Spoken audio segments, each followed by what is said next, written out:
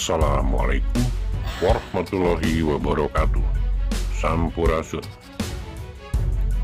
Sesuai janji kami dahulu, hari ini kami akan menelusuri Gua Maharaja yang sebelumnya pernah kami angkat di konten sebelumnya, di mana kami mendatangi gua tersebut pada siang hari. Gua Maharaja berada di Cikareo, Batu Sumur, Manonjaya, Tasikmalaya. Di saat kami datang ke mulut gua, tepat menjelang maghrib, di mana kita sempat melakukan salat maghrib bersama di mulut gua. Kami menunggu malam. Kami masuk setelah matahari benar-benar tenggelam. Di sini kami hanya ingin bertasyakur. Seperti apakah Gua Maharaja pada malam hari?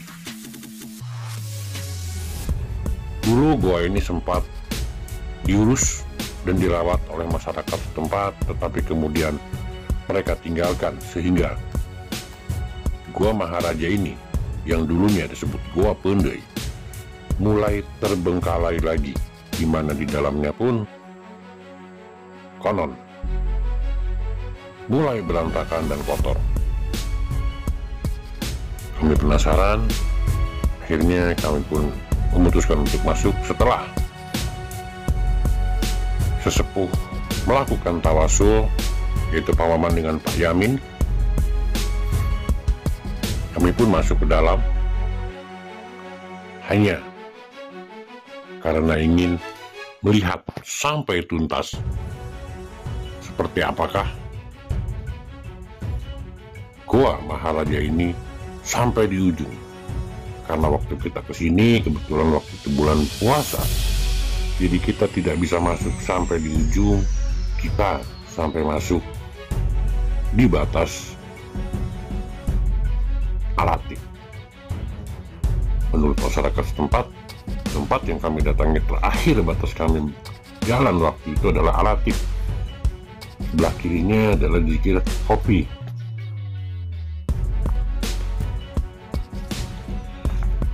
Menurut sesepuh dan juru kunci, kebetulan juru kuncinya Wadot tidak bisa ikut kali ini. Seperti pertama juga beliau tidak bisa menemani kami.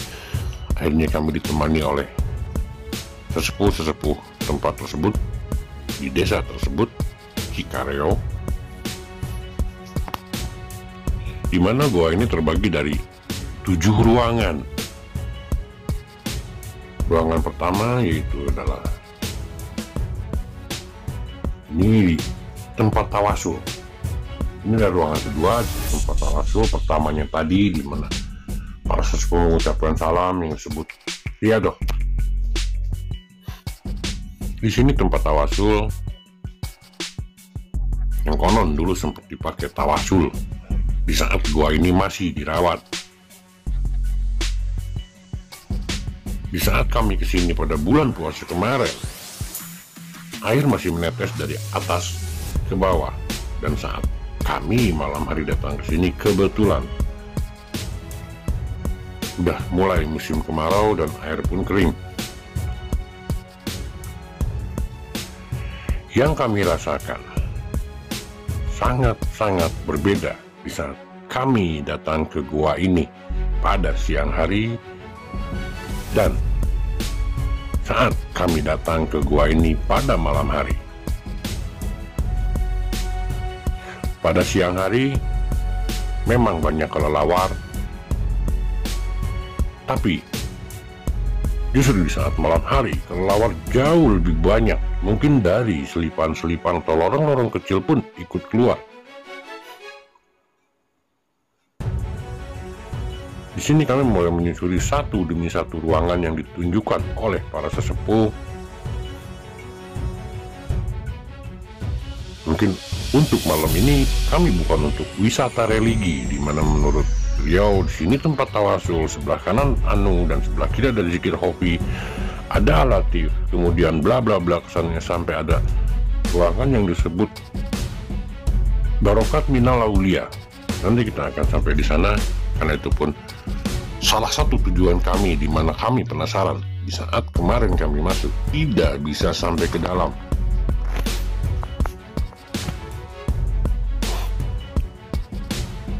Pemandangan di dalam ternyata memang indah.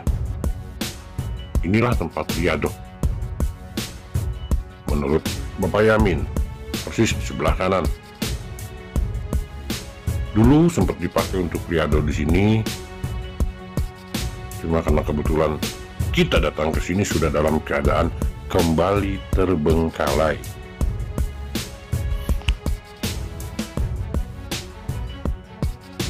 Menurut kami, kalau tempat ini dikelola dengan baik, ini akan menjadi salah satu destinasi wisata alam untuk Tasikmalaya Selatan, di mana Tasikmalaya Selatan kaya dengan gua-gua dari batuan kars. Persis sebelah kiri dari tempat ini adalah tempat zikir hofi. Gua-gua di Tasik Selatan ini terbentuk dari batuan kars karena pada zaman dahulu Tasikmalaya Selatan ini adalah lautan dangkal. Itu kenapa banyak sekali batuan-batuan kars dan gua-gua di daerah Tasikmalaya Selatan. Hampir 300 gua, baik yang sudah ditemukan, ada yang sudah merupakan situs, dan ada yang masih dalam keadaan perawan. Seperti dalam konten sebelumnya, Gua Gong, Gua Curug, gua yang masih benar-benar asli dan belum sama sekali ada sentuhan.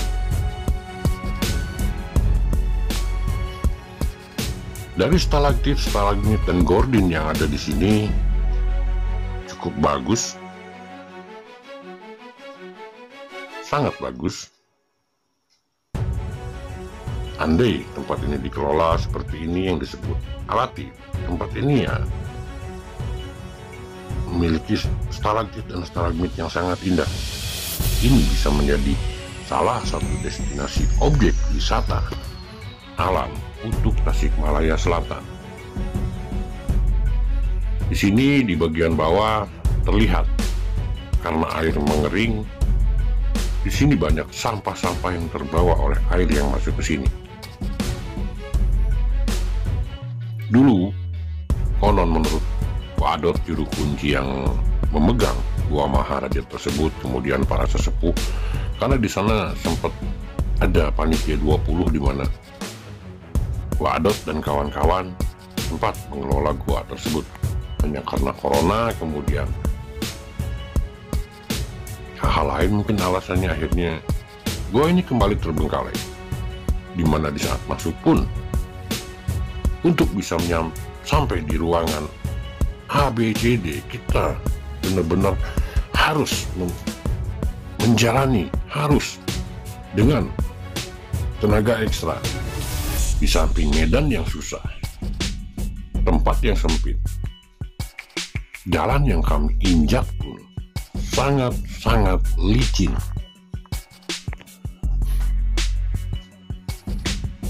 Ruangan demi ruangan kami lewati, dan kemudian meskipun dengan susah payah jalan sempit, kemudian untuk bisa naik ke atas pun sangat-sangat licin. Tujuan berikutnya adalah ruang 4 ke 5 pancer. Sungguh medan yang sangat susah karena memang sangat licin. Di sini pun tempat sempit, di mana kelelawar bisa menabrak wajah kapan aja. Kepala kami pun dibantai oleh kelelawar hanya karena tempat sempit dengan jumlah kelelawar yang sangat banyak.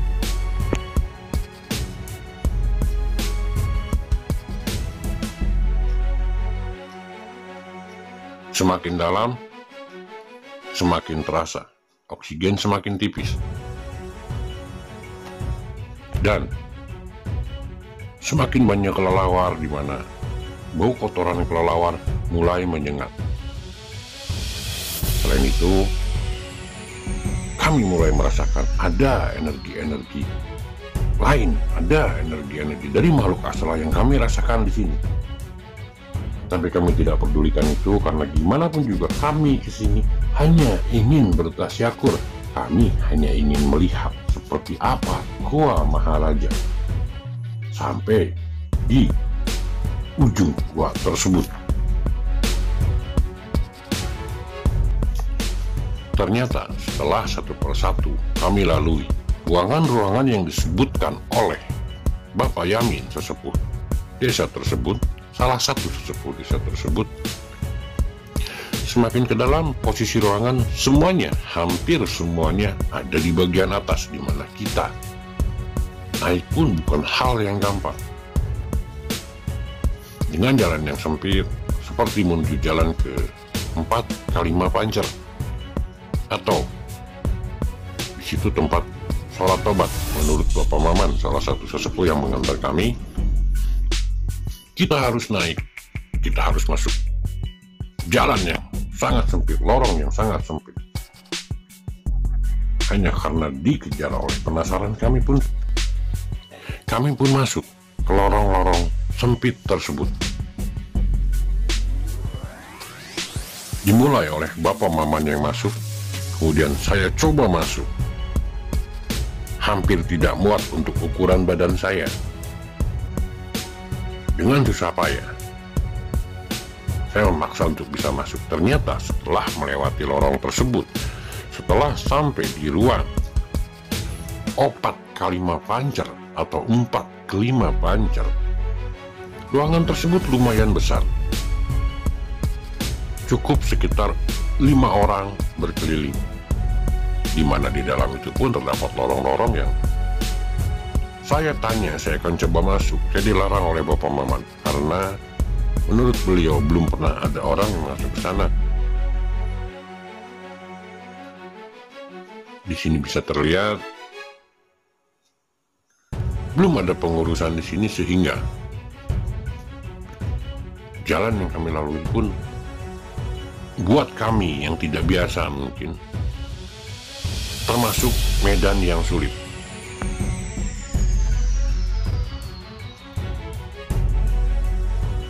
Selain tertantang oleh jalan yang susah, jalan yang sulit, saya pribadi juga penasaran dengan energi apa yang ada di depan, tepat di ruang 4 ke 5 pancer atau ruang istighfar menurut mereka, di mana disitulah tempat salat tobat dahulu para leluhur yang pernah singgah di sini. Mungkin untuk yang lebih pas menjelaskan ini adalah Wadot, juru kunci tempat ini. Untuk kalian yang suka wisata alam, untuk kalian kever-kever yang suka wisata goa, di sini medan lebih berat dari Gua Antek. Di Gua Antek hanya sebatas licin, tapi ternyata di sini teramat sangat banyak jalan-jalan yang sangat sempit, kemudian curam dan susah dilewati. Akhirnya kita pun sampai di 4 ke 5 pancer. Agak sedikit susah semuanya masuk di sini, tapi alhamdulillah kita bisa sampai di ruangan tersebut, di mana di ruangan tersebut Pak Maman sempat memimpin istighfar untuk melihat betapa susahnya perjalanan kami dari mulut gua sampai ke ujung. Mungkin bisa dilihat di Apollo Garut Channel yang memuat perjalanan dari awal sampai akhir, karena di sini tidak semua saya tayangkan, hanya bagian-bagian tertentu yang kami tayangkan di sini.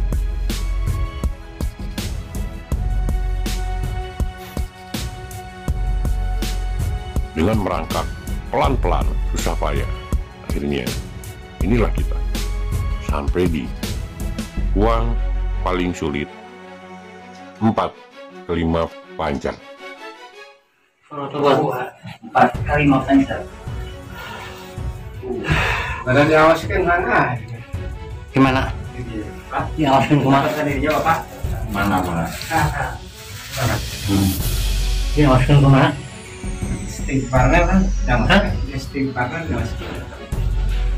Diawaskan.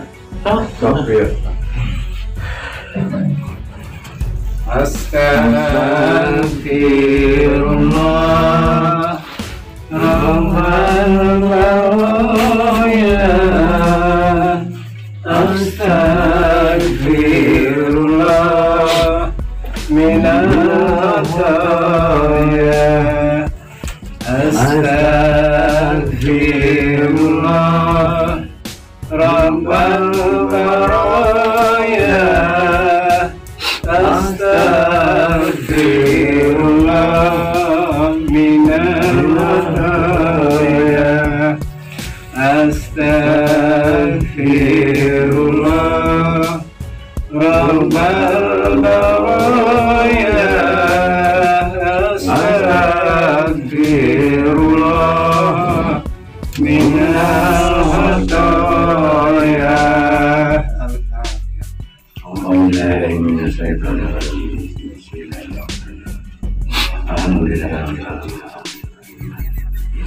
Iya karena dia karena sayang surat mustaqim surat al-ladina an'amta alaihim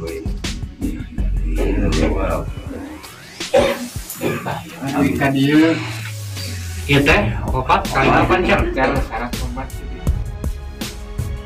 Selesai kami melakukan istighfar, saya merasakan sesuatu, kemudian saya melihat sesuatu. Akhirnya, untuk menghilangkan penasaran, saya mendekati apa yang saya rasakan dan apa yang saya lihat. Di sini, saya mencoba untuk mewujudkan wujud manifestasi yang ada di dinding batu tersebut. Akhirnya atas izin Allah Subhanahu wa Ta'ala ternyata bisa terwujud wujud manifestasinya, dan itu pun tidak kami ambil karena memang kami kesini bukan mencari itu, kemudian bukan hak saya juga, bukan hak kami juga. Akhirnya di saat menuju jalan pulang, kami serahkan ke sesepuh desa tersebut, yaitu Bapak Yamin dan Bapak Maman. Kami tidak mencari itu di sini, kami hanya ingin melihat pemandangan yang ada di Goa Maharaja ini, kemudian supaya lebih bisa bertasyakur juga dengan alam, bisa bertafakur betapa indahnya ciptaan Allah Subhanahu wa Ta'ala.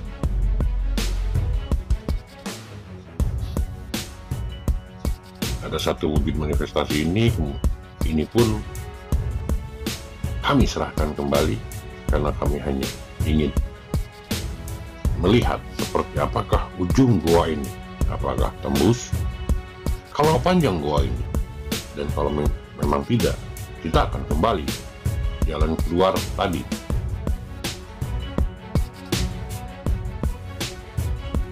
Setelah selesai di ruang 4 ke 5 pancer, kami pun turun kembali dan melanjutkan perjalanan ke ruangan berikutnya, di mana ruangan berikutnya ada yang disebut ruangan Barokat Minal Aulia, kemudian ada yang disebut ruangan Masjid atau masjid,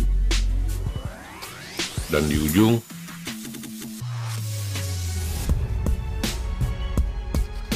gua ini adalah sebuah danau. Itu yang membuat kami penasaran, danau itu seperti apa, sehingga tidak menyurutkan kami meskipun harus jungkir balik di dalam gua, meskipun harus jatuh bangun, kepleset, kesandung, kejedot, tidak akan membuat kami mundur untuk kembali lagi sebelum kami sampai di ujung gua tersebut. Semakin di dalam, ternyata pada saat malam hari kelelawar justru lebih banyak.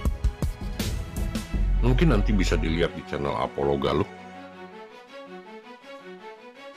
seperti apa suara kelelawar yang terdengar? Riuh suara kelelawar, semuanya bunyi, kepakan sayap, kemudian bunyi.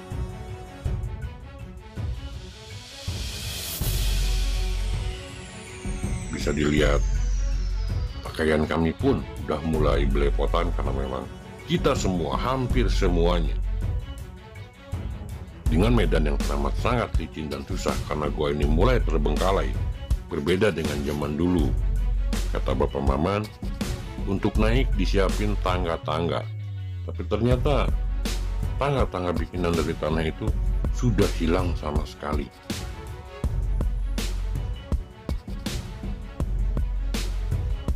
Di sini turunnya pun sangat curam, bisa dilihat. Agak susah untuk bisa turun sendirian satu persatu, dimana dari bawah pun ada yang nunggu, yaitu Bapak Yamin tidak ikut naik ke atas, beliau nunggu di bawah untuk menerima orang yang turun dari atas.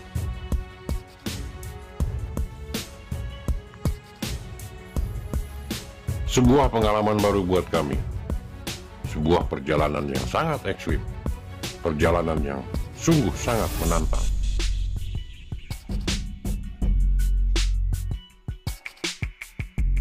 Bisa dilihat di sini, kita pun harus merangkak untuk bisa sampai di ruangan berikutnya.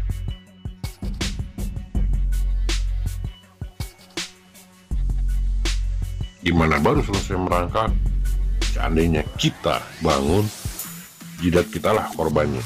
Karena di depan persis ada batu yang menonjol, dan itu benar-benar harus sangat hati-hati di saat kita jalan di gua ini.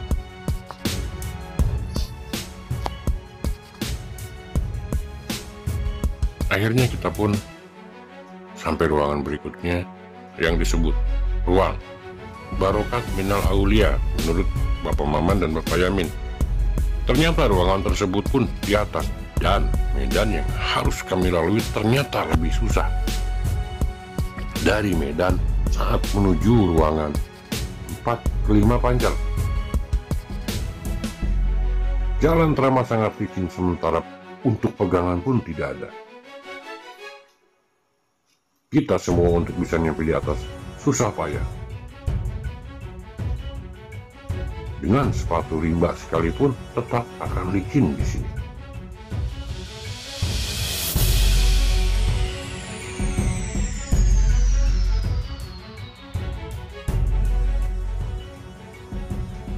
Ternyata ruangan Barokat Minal Aulia adalah ruangan paling tinggi dibanding ruangan-ruangan sebelumnya.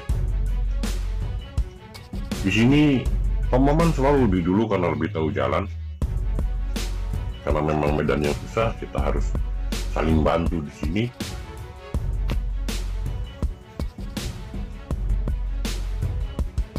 Sebuah perjalanan yang benar-benar menguras tenaga. Kita harus dengan tenaga ekstra, harus dengan kesabaran, harus dengan sangat hati-hati, karena memang jalan di sini untuk sementara ini sangat susah.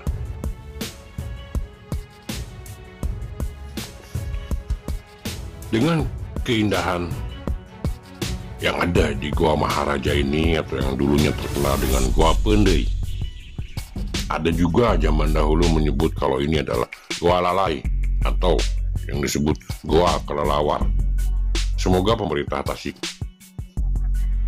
ke depan bisa lebih mengelola gua ini, menangani gua ini, sehingga menjadi salah satu destinasi objek wisata alam, objek wisata gua untuk daerah Tasik. Karena memang gua ini menyimpan pemandangan, menyimpan stalagtit, stalagmit, gordeng, dan lain-lainnya yang sangat indah. Kami coba telusuri, disinilah ruangan yang ternyata paling besar. Dan untuk saat ini, Barokat Minal Aulia, ruangan Barokat Minal Aulia ini adalah ruangan yang paling sulit untuk dijangkau. Dari sini kami pun harus menuruni tempat yang tadi kami naiknya sangat sulit untuk bisa ke tempat berikutnya, yaitu danau. Bisa dilihat kenapa kelelawar pada malam hari lebih banyak daripada siang hari. Ternyata dari lubang-lubang kecil yang ada di goa ini, kelelawar pun pada keluar. Itu kenapa kelelawar lebih banyak saya lihat pada malam hari daripada siang hari. Ini akan menjadi destinasi wisata yang sangat bagus untuk Tasikmalaya. Gua-gua di Tasikmalaya Selatan, karena memang tadinya adalah laut dangkal. Gua-gua dari batuan kars ini sangat-sangat indah. Seperti ada salah satu gua Sarongge, yang di gua tersebut terdapat biota laut. Kemudian ada fosil-fosil seperti fosil udang dan lain-lain. Insya Allah ke depan, semoga kita dikasih umur, semoga kita dikasih kesehatan. Insya Allah kita akan coba mampir di gua Sarongge tersebut. Kita akan coba lihat, benarkah ada fosil udang di sana?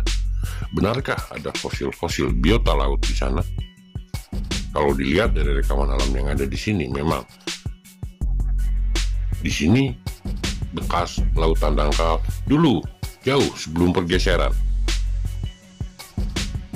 di mana Sangiran saat ini menjadi gunung dataran tinggi, sementara di atas sana banyak karang, karena memang pada zaman dahulu Sangiran tersebut adalah dasar laut.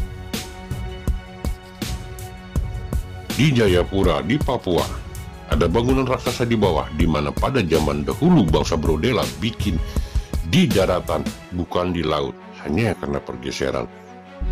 Akhirnya, bangunan raksasa tersebut terkubur. Oke, untuk Muslim mungkin disebut di Al-Quran bahwa bangsa Brodela itu adalah bangsa raksasa yang disebut kaum Ad.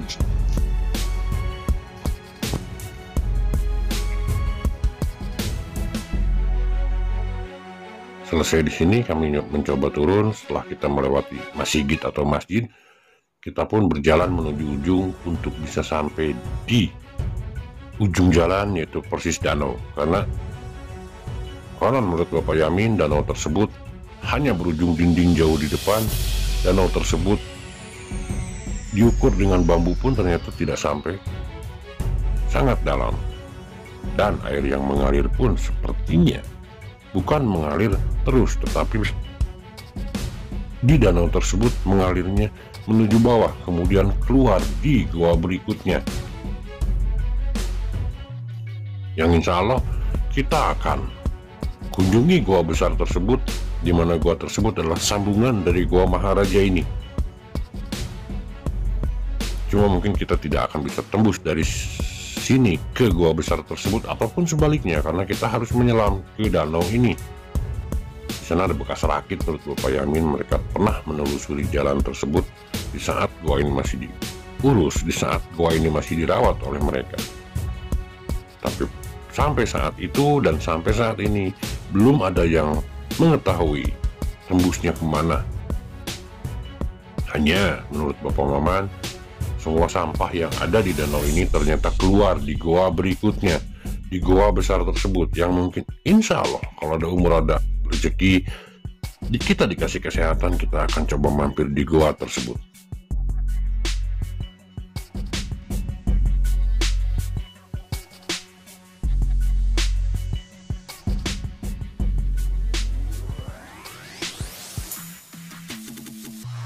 Tidak terlalu panjang menurut Bapak Mama dan Bapak Yamin, tapi gua tersebut sangat besar, diameternya berbeda dengan gua Maharaja ini.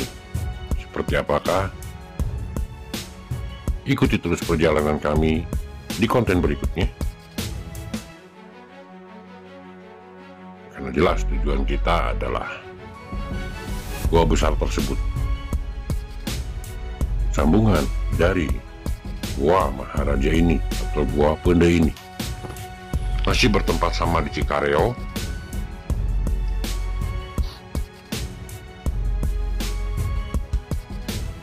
Batu Sumur, Manonjaya, Kabupaten Tasikmalaya, tepatnya Tasikmalaya Selatan.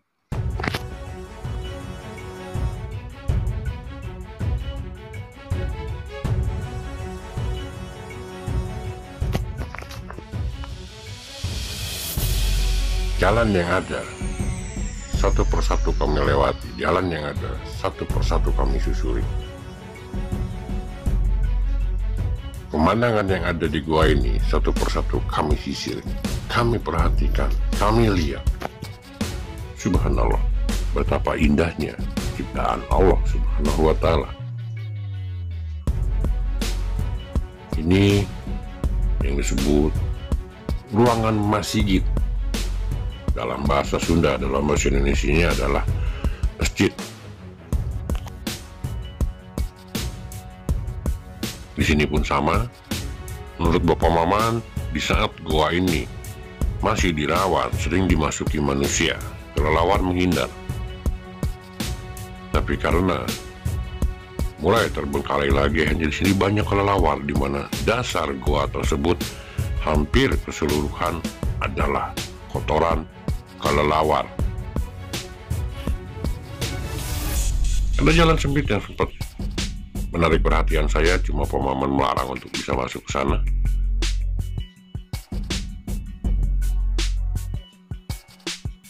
Akhirnya kami pun memutuskan untuk tidak masuk ke sana. Sini udara benar-benar terasa sangat pengap, karena memang kita udah berada di gua paling dalam, hampir di ujung.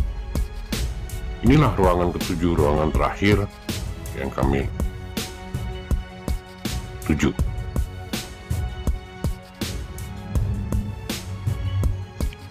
Ruang inilah yang sempat menarik perhatian saya untuk bisa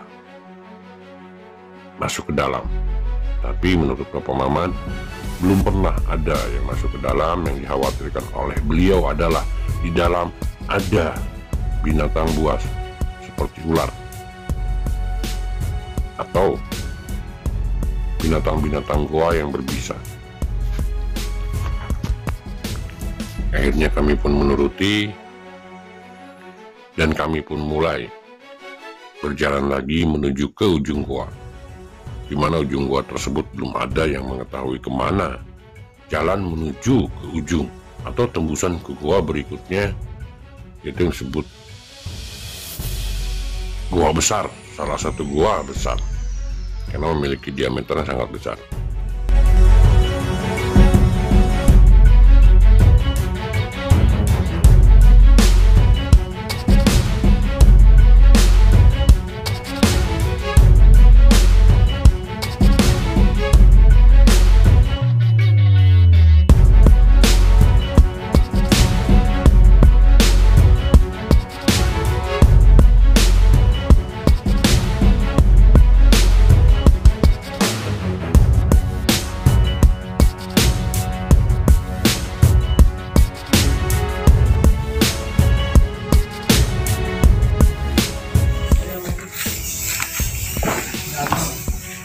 Kira pun di tempat itu teh. Ini danau. Namanya danau di sini. Hah? Di Ulum sih. Lu? Itu rakit masih jauh sih. Kedalamannya itu lumayan. Di mana? Ini dalamnya. Iya.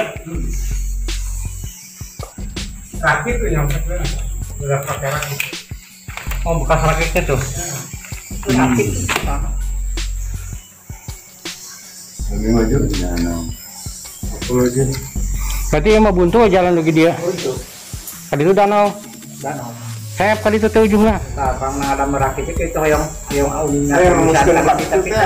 Tapi itu ayah. Can ketemu ayah hari iya mah videonya misalkan silas nanawan jelekan nanawan terus air itu kan gana kahanap gitu, duka kahanap duka kemana gitu Liang ada.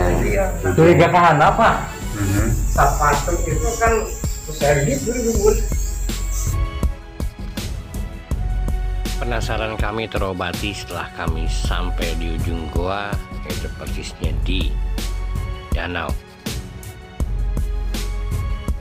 Kami pun puas setelah sampai di danau. Kami pun kembali untuk pulang. Jalan pulang terasa lebih cepat karena kita lurus, tidak naik turun menuju ruangan-ruangan sebelumnya. Tetapi ada sesuatu hal yang aneh di saat kami sampai di ruang Jalatip, di mana saya merasakan satu energi yang sangat besar, kemudian agak sedikit mengganggu saya pribadi, dan akhirnya saya pun penasaran apakah itu. Kemudian saya mencoba untuk mewujudkan wujud manifestasinya seperti apa, dan ini pun alhamdulillah bisa terwujud. Dan wujud manifestasi kedua benda tersebut itu pun semuanya kami serahkan kepada Bapak Yamin dan Bapak Maman. Kalau mereka mau menyimpannya, mungkin disimpan, tapi kalau misalnya mereka tidak mau menyimpannya, mereka bisa menyimpan lagi ke tempat ini. Seperti yang tadi kami sebutkan, di mana kami kesini bukan untuk mencari pusaka atau apapun itu. Kami hanya ingin melihat alam. Kami hanya ingin melihat pemandangan Goa Maharaja di malam hari. Suasana Goa Maharaja pada malam hari, di mana ternyata aura sangat berbeda di saat kami berjalan pada siang hari dan saat kami menelusuri di malam hari. Oke teman-teman, terima kasih telah mengikuti perjalanan kami. Sampai ketemu lagi di perjalanan kami berikutnya. Tanpa kalian, kami bukan apa-apa. Terima kasih teman-teman. Assalamualaikum warahmatullahi wabarakatuh.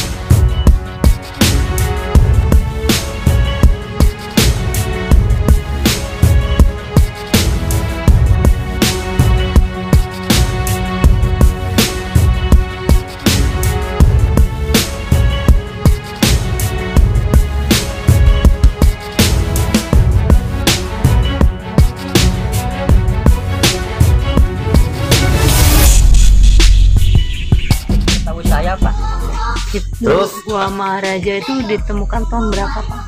Ditemukannya tahun berapa ya? Mungkin sebelum saya juga udah ketahuan ya gua, cuman yang mengelolanya baru ketahuan sama saya sama Wak Alon itu mungkin 1995